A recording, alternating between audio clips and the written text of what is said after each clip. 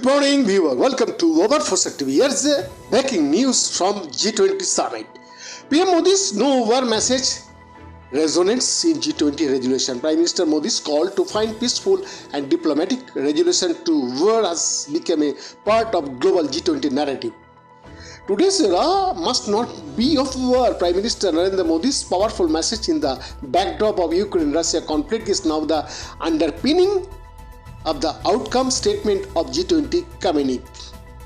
The Indian delegation played a big role in achieving consensus among member states of the wording that criticized the Russian invasion, according to three officials with knowledge of the negotiation. The language of the statement echoed Indian Prime Minister Narendra Modi's words to Putin in September by saying now is not the time for war, and the key role played by India in achieving consensus for the outcome document was clearly spelled out by Foreign Secretary Vinay Kwatra in his press briefing at Bali.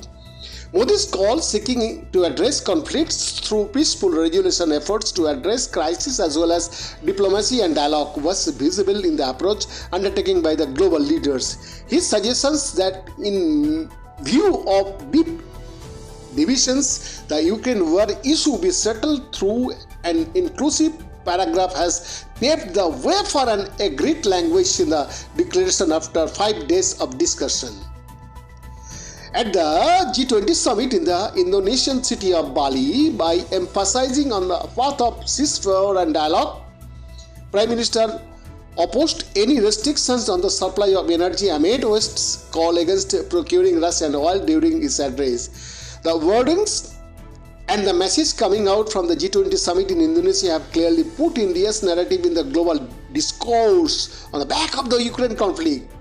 A full-fledged leader's declaration has been issued due to India's leadership of developing countries and emerging markets.